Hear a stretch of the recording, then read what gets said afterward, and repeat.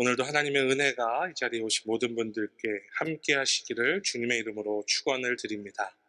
예루살렘 입성의 의미라는 제목으로 하나님 말씀 증거하도록 하겠습니다. 오늘 본문은 예수님의 생애에 있어서 마지막 장면이 시작되는 부분입니다. 이제 금요일이 되면 유월절, 유대인들의 유월절이 오는 것인데요. 지금 예수님께서 입성하시는 이 시기에 유월절을 앞두고 예루살렘은 온 지역이 순례자들로 꽉 차 있었습니다. 애굽으로부터 해방하기 전 마지막 하나님의 심판, 장자의 죽음을 피하기 위해서 어린 양의 피를 출입문 틀에 발랐던 그날, 그 당시 그 어린 양의 피가 발라진 집은 장자가 죽지 않았고, 우리가 잘 아시는 것처럼 그렇지 않은 애굽 사람들의 집에 장자는 모두 죽임을 당했던 사건이 일어났던 그 과거의 그날을 기념하여서 너물유 너물월, 유월절, 패스오버이라고 우리가 지키는 절기인 것을 알 수가 있습니다. 이 유대인들에게 이 유월절은요, 지금도 최대의 절기 중에 하나입니다. 또한 역사적인 기록으로 보면 예수님께서 이 예루살렘으로 우리가 읽은 본문에 입성하시던 그 당시에는요, 로마의 총독도 유월절에 그 주간에만 희생되는 어린 양의 숫자가 너무 많아서요, 법으로 지정을 했다고 합니다.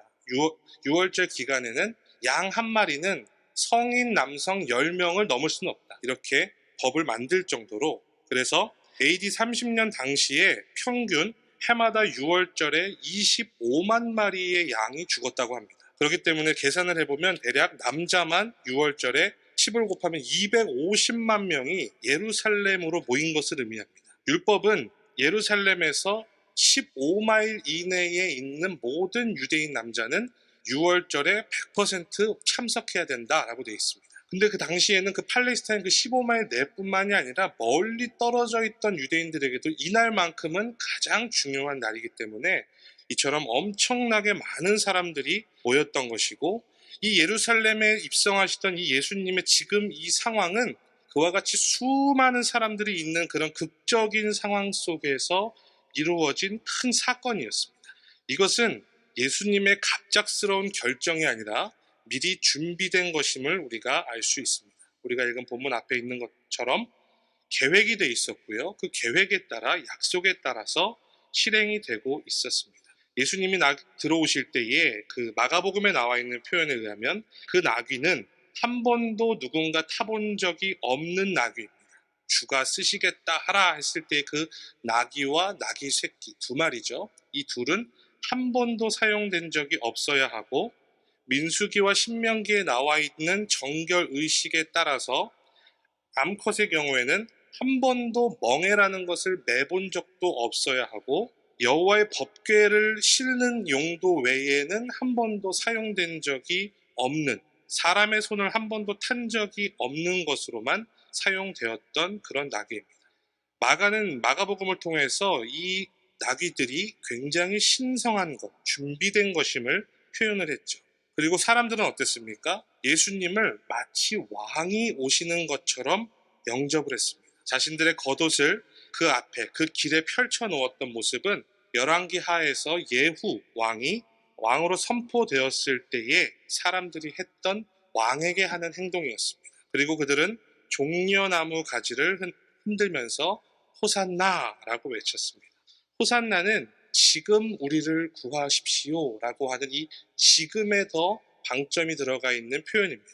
당시의 백성들이 얼마나 곤고하고 괴로움에 있었으면 우리를 지금 시편 118편에 나와 있는 것처럼 여호와여 우리를 구하소서, 지금 구원하소서, 이 표현에 하나의 어떤 문장처럼 만든, 구호처럼 만든 것이 바로 호산나, 지금 우리를 구하소서라는 왕에게 부르짖는 백성들의 표현입니다. 우리가 지금 이 배경 속에서 오늘 예수님이 예루살렘에 입성하시는 그 의미와 우리가 적용해야 될 부분들을 살펴보도록 하겠습니다. 첫 번째로 예수님이 예루살렘에 입성하신 것은 과거 구약의 예언이 성취되는 순간입니다. 스가랴 9장 9절에 보면 선지자가 왕이 겸손하여 작은 나귀 새끼를 타고 예루살렘에 온다라는 예언이 있습니다. 시온에 따라 크게 기뻐할지어다, 예루살렘에 따라 즐거이 부를지어다. 보라, 내 왕이 너에게 임하나니 그는 공의로우며 구원을 베풀며 겸손하여서 나귀를 타나니 나귀의 작은 것 곧 나귀 새끼니라 라고 구약에 언급된 그 메시아, 이스라엘을 구원할 그 메시아의 예언된 모습 그대로 오신 것을 알 수가 있습니다. 그리고 중요한 것은 지금 이스라엘 백성들이 한 번도 예수님이 왕이라고 스스로 드러내거나 이미 왕으로 결정된 적이 없었음에도 불구하고 자신들의 겉옷을 내어서 바닥에 깔고 종려나무 가지, 굉장히 크거든요, 그 가지가. 그 큰 가지를 흔들면서 왕을 환영하는 이 모습은 200년 전, 당시로부터 약 200년 전에 있었던 마카베오 혁명이라는 이스라엘 독립전쟁에서 승리했던 마카베오, 마카비라고도 하고 마카베오라고도 하는 그 장군이 입성했을 때의 모습과 똑같습니다. 그것이 그들에게는 다시 한번 부활되는 것 같은 느낌입니다.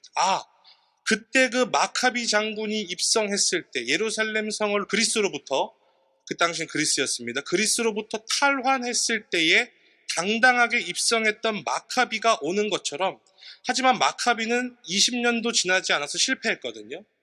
이번엔 진짜 메시아가 오나 보다. 그렇기 때문에 그들은 진짜 왕을 환영하는 것처럼 옷을 앞에 깔고 종려나무 가지를 흔들었던 것입니다.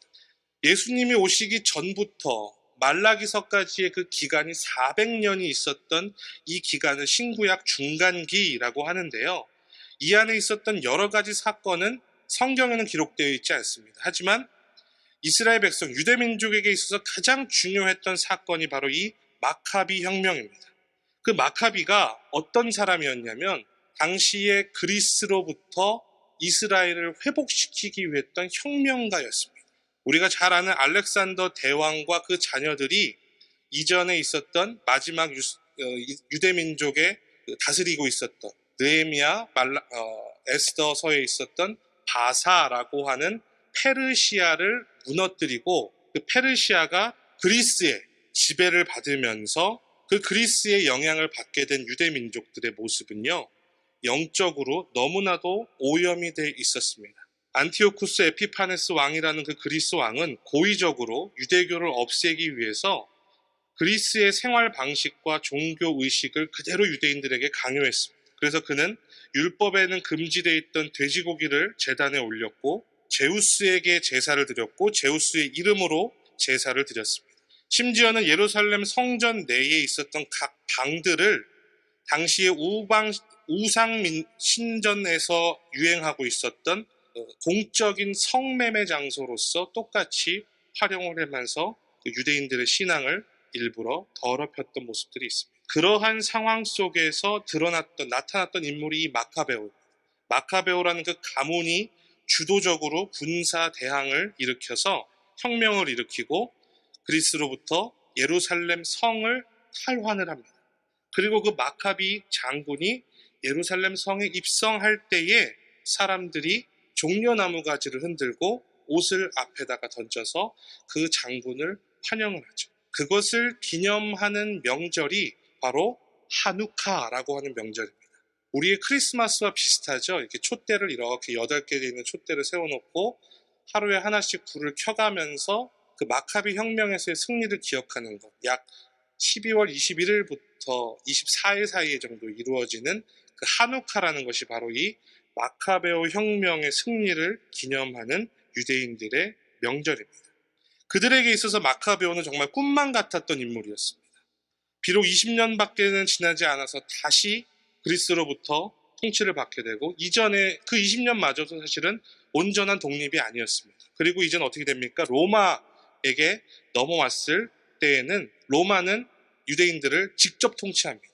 이전과 다르게 더 강력하게 직접 통치하는 그 상황 속에서 그들에게 그리웠던 그 마카베오, 그리고 마카베오가 예루살렘 성에 들어와서 제일 먼저 했던 것이요, 바로 예수님께서 하셨던 성전을 정화시켰던 사건을 마카베오는 그 전에 미리 했었습니다. 그리스로부터 더럽혀져 있던 그 성전을 다 부수고 새롭게 깨끗하게 성전을 정화시켰던 사건. 그런데 이 유대인들에게 보니까 예수님이라는 인물도 들어오자마자 제일 먼저 하신 사건이 뭡니까? 성전을 정화하세요. 깜짝 놀라는 거죠. 야, 이번엔 진짜다. 이번엔 진짜 진짜 메시아가 왔구나 하는 마음으로 지금 이들은 예수님을 환영하고 있습니다. 그 환영 가운데에 예수님께서도 그 마카베오를 물론 아셨겠죠. 그리고 실제로 마카베오를 따라한 것은 아니지만 제일 먼저 보였던 그 예루살렘 성전이 인간에게 있어서 더럽혀져 있는 여러 가지 물질 만능주의와 음란한 것들로 더럽혀져 있는 그 성전을 예수님도 정화를 하신 것도 맞습니다. 하지만 마카베오와의 그 모습과 달리 마카베오가 정복의 왕으로서 예루살렘에 들어왔다면 예수님께서는 겸손의 왕, 평화의 왕으로 예루살렘에 들어오신 것입니다. 그리고 예수님은 그렇게 주님께 환호하던 그들이 원하는 왕이 아닌 하나님의 예언에 따른 구약에 예언되어 있던 그 겸손한 나귀를 타고 들어오시는 겸손의 왕으로서 이제 예루살렘에 들어오시는데 그 예수님의 그 모습이 어떻습니까? 담대하고 결의에 차 있는 모습이라는 거예요. 구약에서의 예언이 이루어졌던 것이 첫 번째 의미라면 예루살렘 입성에서 우리가 생각할 수 있는 두 번째 의미는 우리는 예수님의 신앙의 결연함을 배워야 합니다. 예수님께서는요, 자신이 어떻게 해야 사람들이 환호하고 사람들로부터 칭찬을 받는다는 것을 다 알고 계셨습니다. 또한 어떤 모습은 사람들이 싫어하고 예수님 본인에게 위험할 수도 있다는 것도 다 알고 계셨습니다. 하지만 그분은 하나님으로부터의 명령을 따르는 데에 그러한 자신에게 있어서의 입장은 고민하거나 적당히 타협하는 분이 아니셨습니다. 이미 예루살렘 성에는 예수님을 공개적으로 지지하는 사람뿐만이 아니라 공개적으로 예수님을 경멸하고 증오하고 심지어 죽이려고 하는 사람들까지도 기다리고 있었습니다. 특히 당시의 종교 지도자들, 서기관과 같은 사회의 엘리트층이고 권력을 가졌고 물질을 가진 그 기득권층으로부터 많은 미움을 받고 있었죠. 가난하고 하루하루를 정말 힘들게 살던 백성들은요, 그 마카베오의 귀환을 생각하면서 다시 한번 예수님께 종려나무 가지를 흔들면서 우리를 제발 살려달라고 예수님을 환영했습니다.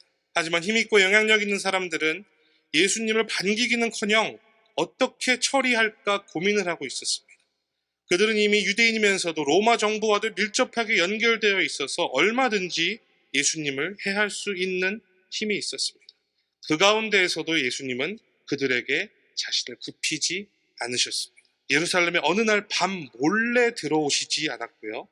십자가에 달리는 것이 내 사명이니까 나는 그것만 하면 되니까 어떻게든지 얌전히 눈에 안 띄게 있다가 때가 되면은 그냥 십자가 달리면 되겠지라고 생각하시지도 않았고, 죽을 땐 죽더라도 어떻게든지 잘 살아보려고 비굴하게 당시의 제사장들이나 종교 지도자들이나 로마 정부에게 굽신거리거나 아첨하시지도 않았습니다. 사람들이 겉옷을 바닥에 깔고 종려나무로 흔들 때에 이렇게 나를 환영했다가는 내가 미움을 살까봐 아이고 하지 마세요 여러분 이러시면 큰일 납니다. 제가 다칩니다. 이렇게 말리시지도 않았고요. 모든 걸 다 알고 계시는 것처럼, 그리고 모든 것을 다 각오하신 것처럼 예수님을 모르는 자가 봐도 누가 보더라도 이건 큰 혁명의 소동과도 같은, 마치 마카베오가 다시 돌아온 것 같은 그 귀환을 알리는 것처럼 모두가 자신의 입성을 지켜볼 수 있도록 모두의 시선을 자기에게 향하게 하시고 예루살렘에 겸손하지만 당당하게 입성하셨습니다. 이것은 하나님의 뜻을 성취하는 데 있어서 꼭 필요한 거룩하고 숭고한 용기입니다. 사랑하는 제1교회 성도 여러분, 우리에게 이러한 예수님과 같이 거룩하고 의로운 결기가 있게 되시기를 주님의 이름으로 축원을 드립니다. 이 세상에서 살아가는 믿음의 군사들이 되시기를 주님의 이름으로 축복합니다. 예수님께서는요, 그러한 거룩한 결기를 가지시고 결국 자신이 보여주시는 메시지를 보여주십니다. 그 메시지가 무엇입니까? 자신이 오신 그 이유는 자신이 앉고자 하시는 그 왕의 자리, 왕좌는 너희 지도자들이 그렇게 두려워하는 그 정치적인 왕권이 아니라 바로 내가 택한 사랑하는 백성들 각 사람의 마음에 앉으시는 마음의 왕, 영혼의 왕이 되고자 이 땅에 오셨다는 것입니다. 예수님은 목숨을 걸고 지금 왕이심을 선포하시면서 들어오시지만 그분은 전쟁을 하러 오신 것이 아닙니다. 그분은 나귀를 타고 들어오셨습니다. 여러분, 서양 문화에서 이 나귀, 이 덩키라는 것은 굉장히 우스꽝스러운 역할을 많이 하고 어떻게 보면 무시를 받는 동물입니다. 지금도 아이들 보는 영화에서는 이 나귀가 아주 감초 같은 재밌는 역할을 많이 하지 않습니까? 물론 당시에 팔레스틴 지역에서 나귀는 서양만큼의 그런 무시를 받는 동물은 아니었다고 합니다. 사막 지역이 워낙 많다 보니까 오히려 이 말보다 이 내구성이 강하고 지구력이 강해서 가끔은 왕들도 나귀를 탄 적이 있었다고 해요. 하지만 왕이 나귀를 탄다는 것은 다른 사람들에게 어떤 의미냐면 전쟁의 의지가 전혀 없다는 것을 표현하는 하나의 의미였다고도 합니다. 예수님은 나귀를 타고 오셨죠. 말은요, 전쟁을 의미합니다. 장수에 사용되는 그런 도구입니다. 하지만 나귀는 평화를 상징합니다. 예수님은 자신이 왕이라고 주장하실 때 그냥 왕이 아니라 평화의 왕이다라고 하십니다. 그분은 파괴시키기 위해서, 멸망시키기 위해서 오신 것이 아니라 회복시키기 위해서, 살리시기 위해서, 사랑하시기 위해서 오셨다고 하십니다. 누군가를 끊임없이 틀렸다 정죄하기 위해서 오신 것이 아니라 우리를 세우기 위해 오셨고, 세상의 어떤 그런 인간의 힘이 아닌 사랑의 힘으로 우리를 돕기 위해 오신 것을 보여주십니다. 우리가 이 세상 속에서 이러한 예수님을 믿으면서 예수님을 또 전하면서 살아간다고 한다면 우리에게는 먼저 이러한 예수님의 이 평화의 메시지가 분명하게 우리 마음 가운데에 뿌리 박혀 있고 뿌리 내린 채로 그 예수님의 모습, 그 예수님의 그 정신, 예수님의 그 사랑과 평화의 모습이 우리의 삶을 통해서도 드러나야 될 줄로 믿습니다. 우리가 뒤에도 잘 아는 것처럼요, 사람들은 자신들이 바라는 대로 되지 않았을 때 매몰차게 예수님을 버립니다. 예수님을 배신하고 예수님을 떠납니다. 기존에 이미 싫어했던 사람들 뿐만이 아니라 종려나무 가지를 흔들었던 사람들마저도 자신들이 바라던 그 모습이 아니자 예수님을 가차없이 버립니다. 그러나 예수님께서는요, 그렇다고 하여도 자신의 길을 떠나지 않으셨고 끝까지 자신의 역할을 완수하십니다. 그분은 겸손하게 들어오신, 또 담대하게 들어오셨던 그 모습 그대로 십자가까지 달리신 것을 우리가 알 수 있습니다. 때로는 그 겸손한 모습이요, 예수님을 조롱하기도 하였고 사람들이 무시하기도 하였습니다. 십자가에 주님이 달리실 때도 마찬가지 아니셨습니까? 하지만 주님은 끝까지 인내하셨고 모두 참으셨고 진정한 영광과 승리를 이루셨습니다. 우리의 삶 속에서도요, 믿음의 길을 갈 때에 우리의 겸손한 모습, 우리의 믿음의 모습 때문에 때로는 무시를 당할 때도 있고 조롱을 당할 때도 있고 매몰차게 버림을 받을 때도 있고 배신을 당할 때도 있습니다. 그것이 없다는 것이 아니라 그러한 상황 속에서도 그 모든 것들을 참으시고 자신에게 주어진 그 사명의 길을 끝까지 완수하신 예수님처럼 그 예수님을 닮아 우리도 믿음과 인내로 마침내 승리하는 백성들만 되시기를 주님의 이름으로 축원을 드립니다. 말씀의 결론을 맺겠습니다. 주님께서는 당신의 믿음에 대해서는 한치의 양보도 하지 않으셨습니다. 목숨을 각오한 결기를 보이셨습니다. 100번을 꺾어도 꺾이지 않는 백절불굴의 믿음을 예수님께서는 보이셨습니다. 또한 그 믿음을 통해서 어떻게 보면 역설적인 것 같은 겸손한 모습, 인내의 모습, 평화의 왕으로서 자기 자신을 위한 삶이 아닌 그의 백성들의 삶을 위해서 나아가셨습니다. 이전에 실패했던 그 마카베오가 잠깐 누렸던 그 20년의 영광이 아닌 영원한 영광을 누리게 해주시기 위해서 주님은 끝까지 그 길을 가셨습니다. 비굴하거나 타협하지 않는 믿음으로 겸손과 평화의 왕으로서 끝까지 승리하신 예수님의 모습을 닮아가는 저와 여러분만 되시기를 주님의 이름으로 축원을 드립니다. 기도하겠습니다.